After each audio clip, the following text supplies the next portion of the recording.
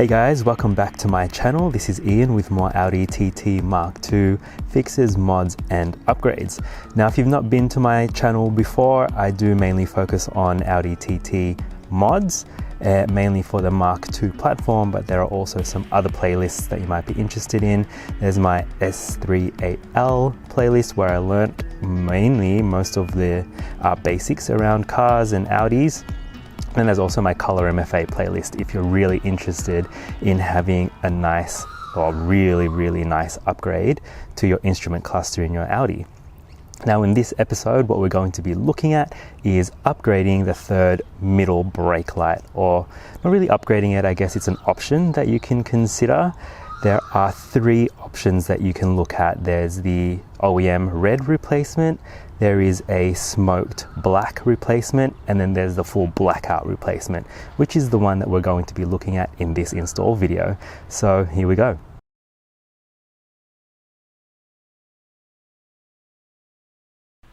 Now before we jump into the removal and reinstallation, let's have a quick look at the aftermarket part here. So guys, I got this from AliExpress, where a lot of you will probably know there's a few Audi TT Mark II, I guess aftermarket parts. On the one end here, you've got the electrical plug and one of the studs to help fit it to the boot. And just flipping it over, what we'll do now is have a quick look at the plastic itself. Once you've peeled the protective film back, you can see it is quite dark and you don't have a glimpse of the LEDs underneath. You've also got the gasket there too.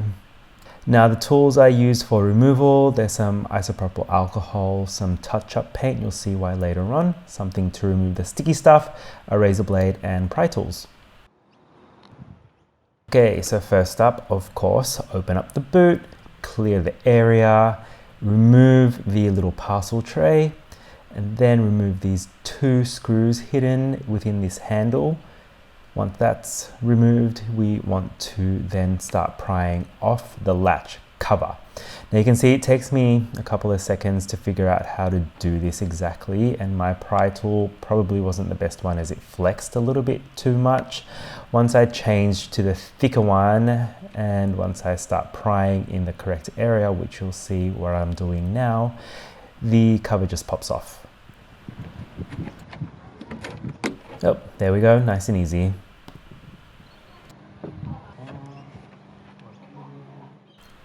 Now this next part can seem a little bit scary, and it does feel like you're going to break something, and it definitely sounds like you're going to break stuff or you are breaking stuff. But just know that the fixings on the plastic piece for the hooks or the tension clips are quite strong, and so just go ahead and pull away. You can use your pry tool in the corners here as well to help ease those clips out.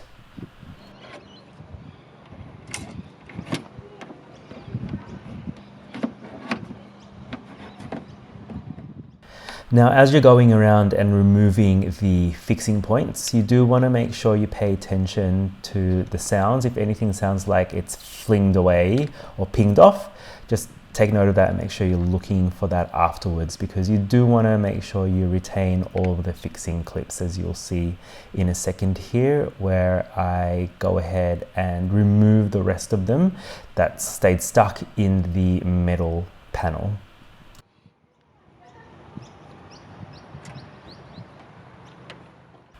So here you can see that there's going to be a few of these metal spring clips that have gotten stuck in the metal, and you've just got to use the right sized pry tool to be able to get in there, get underneath and compress the two sides together and then pry them out.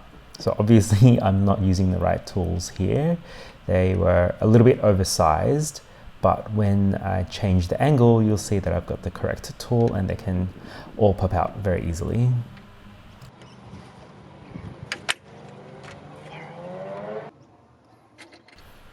Okay, let's try that again. This time I've got a different set of tools, ones that have the gaps that are have a little bit of a tighter clearance, and so you can really see how they're squeezing on both sides of that spring clip, and I'm able to get them off. And this is what the spring clips look like. There's about 8 or 10 of them all together in the boot. So you just want to make sure you do remove them all before you go ahead and continue with the removal of the center brake light.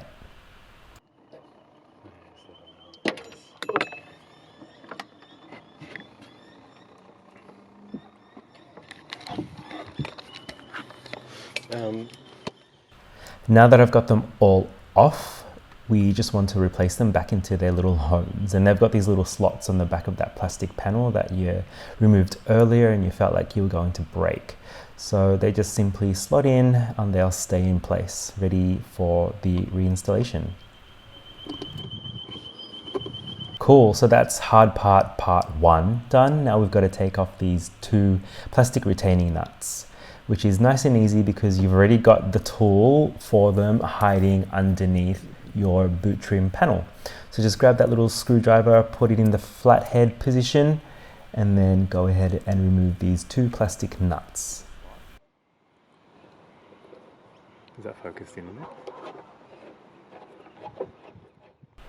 Now I've got a funny little fact here. These things tend to fall off randomly for some people. I know for me, when I first started working in this area of the car, one of them were gone, and I did notice when I first got this car that I had something rattling in the back area of the car, but I couldn't identify where it was. Once I removed this black panel, I saw that one of these were missing, and so it was just floating around in there. So if you got something rattling back there, this is probably what it might be. Alright, so having a quick peek at what we're going to be working with in this video. So first you've got to raise your rear spoiler and you want to remove this plug at the back of the LED brake light. Then you want to get your pry tools out again and go ahead and start prying. But first, before you do start prying, I suggest you watch this whole section as I do it really wrong and I kind of break it. So I'll just let you go ahead and watch what happens. Let's see the...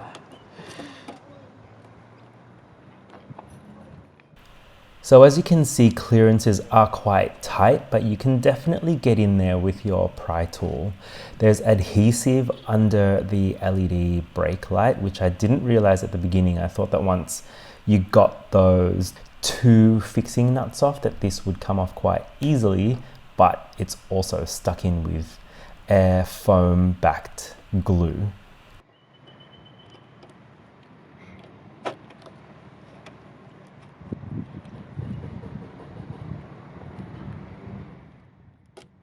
Oh, okay, so it sounds like something just broke just then, but it's just breaking through that foam-backed gasket. Whoa.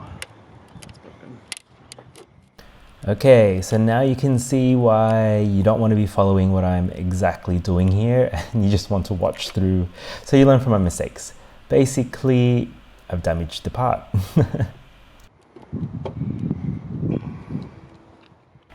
So while this isn't ideal, it's okay because I've got a replacement piece, but we'll have a talk about it at the end of the video. In the meantime, I just want to show you that, not everything goes smoothly with all of these videos, and this is just raw unedited footage, just so you can learn.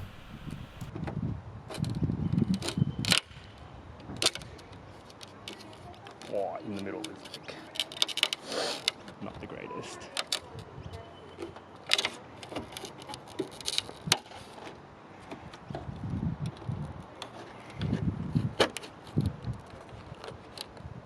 Busted.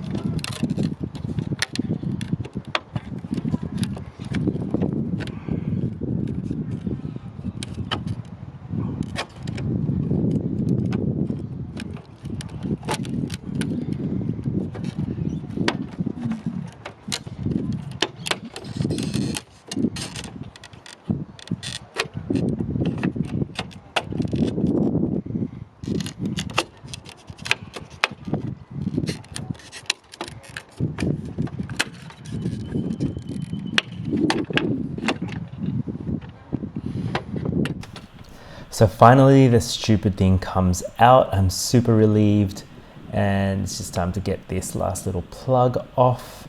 And you'll see now that we've got to clean up that old gasket material. But before that, I just want to take out something that I heard sort of ping away, and it's this little metal piece. Can you get it? All right, so now that's the final hard part. Now that it's over, you just want to clean up the area using your goo remover. Then you want to prep the new part. So you can see that the gasket that was supplied is slightly oversized, and so what I've done is I've cut at an angle to be able to have as minimal gap and for the gasket to sit straight. Now unfortunately, once I cleaned up this area, I did notice that in the corners I had some paint peel where some rust was present, so I just cleaned that up and used touch-up paint to cover it.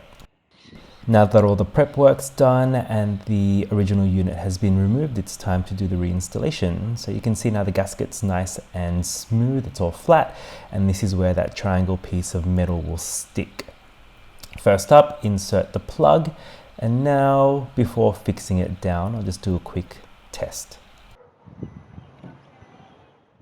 So that definitely looks like it's working properly, so I'm happy with that. And now it's time to center the replacement piece, and once you're happy with the placement, you can remove the backing of the adhesive strip gasket and press it down. So I'm going to leave the film front protective cover until the very end, just to make sure that no scratches get onto the front plastic. Now you definitely want to have a look underneath just to make sure everything's nice and centralized, as when you push the piece in, it's going to get stuck down very sturdily, especially once you've removed the backing film from the sticky gasket. Now I've muted this video clip because, as you can see in the reflection there, my neighbor has come along and decided to have a chat. So I've just muted that, and I'll just let you watch to see what the process is now in removing that gasket and then pressing the piece down. Now while you're watching this, guys, I know it's not everyone's cup of tea, but I think that this is going to look really nice, especially because I do have the brilliant black color on the body of the car, and the blackout option, it does have a glossy black finish to it. So which one do you reckon you would prefer to go for? Let me know in the comments down below while you're watching me pop this one in. So you can see the fitment is very good. I would have to say it fits just as well as the original piece, but you do have this added benefit of, one, the LEDs are fresh, and two, it's going to match the color of the body, which makes this LED strip sort of really disappear. Well, that's my plan anyway, is to have this strip disappear and have the rear of the car look more of a like one continuous black area, with just the taillights being the main focus. Now you can see I am pressing down quite firmly in various places, just to make sure that that gasket's sitting properly. All right, and now to reveal the piece itself. So I'm really happy with the way it looks now. And once all this plastic is off and I do a quick test just to verify everything's all good, we'll have a look at this LED strip in various lighting situations. So for test number one, this is in the late afternoon in broad daylight. And you can clearly see that those LEDs are nice and bright. This is still daylight. The LEDs, or the strip anyway, the brake light strip disappears when the LEDs are off, which is exactly what I was looking for, and are nice and bright when they are on. This is in a parking lot. There are some fluorescent lights overhead. Again, you can clearly see the strip here. Of course, the outer brake lights are the brightest, as they should be, but for those people who are concerned that this might be a little bit too dark, you can see that it's definitely not too dark. The lights are definitely there, and you can see them when the brakes are being applied. And once again, without the brakes, the LED strip disappears.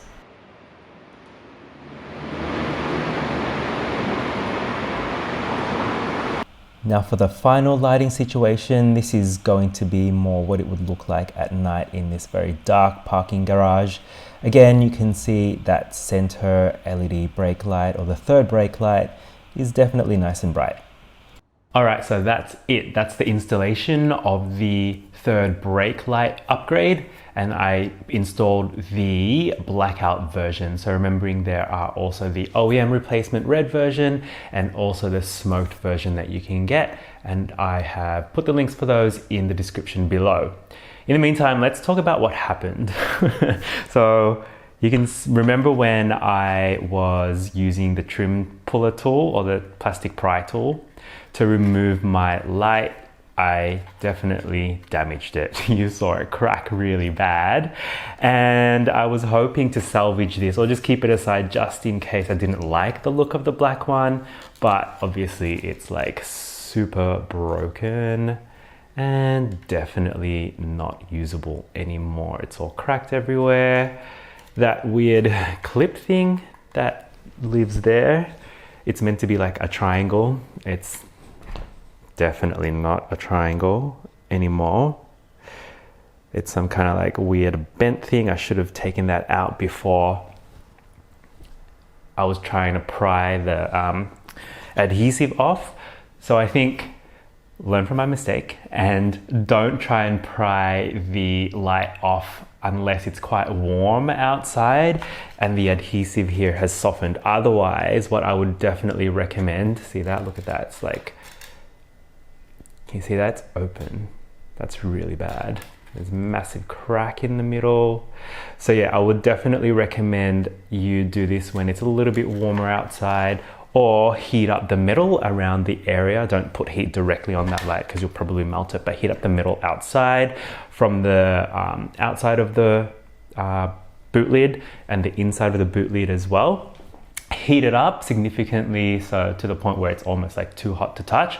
But I feel like that, along with trying to remove that first, that's kind of like right in there, it's kind of awkward, would be the best way to do it so that you don't end up with a cracked OEM light that you might want to save. If you did want to purchase this again, the part number here on the back is 8J0945-097, and that'll get you a brand new OEM red third brake light. Cool. So in the meantime, hope you've enjoyed that video, guys. Remember to like and subscribe to my channel. There's always more coming up. If you have any further questions, please let me know down below. Otherwise, let me know your thoughts on what other videos I can make regarding the Audi TT Mark II.